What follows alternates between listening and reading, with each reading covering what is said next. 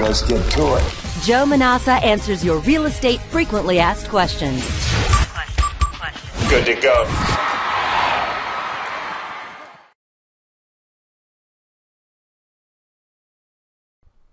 Today we look at perhaps the most frequently asked question in real estate. What are real estate closing costs? In order to answer this, we're going to define closing costs. We're going to look at some typical real estate closing costs. We're going to look at the responsible parties for paying these closing costs. And then we'll look at some simple closing cost strategies. Real estate closing costs are all of the fees and expenses, not including the price of the home, that are generated due to the purchase and sale of a home. Both buyers and sellers can expect to pay closing costs. Closing costs are usually identified in the purchase agreement. There's 4 key things that you want to look for: the closing costs of the buyer, the closing costs of the seller, who orders third-party services, and finally, who pays for those third-party services. Most of the closing costs that a buyer pays are due to the fact that the buyer is borrowing money. So some of these costs actually go away if the buyer is a cash buyer. The closing costs can include title insurance, loan origination fees, loan discount points, taxes on the mortgage and taxes on the note, recording fees, credit reports, appraisal fees, surveys, flood certification letters.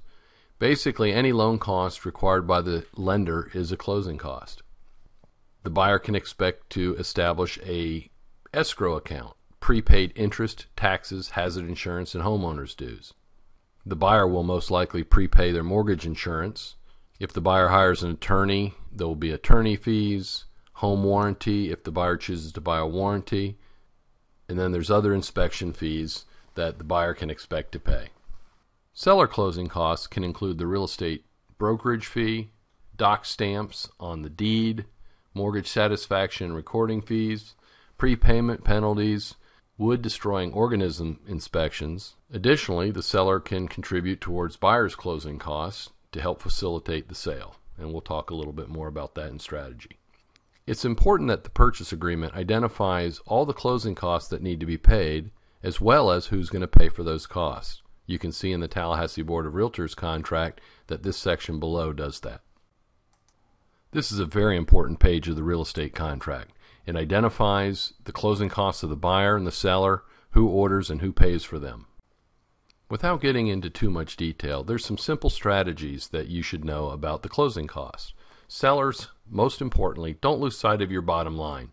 I've heard many a seller say, I'm not going to pay that for the buyer, when it would have achieved the sale and the seller would have got what they wanted.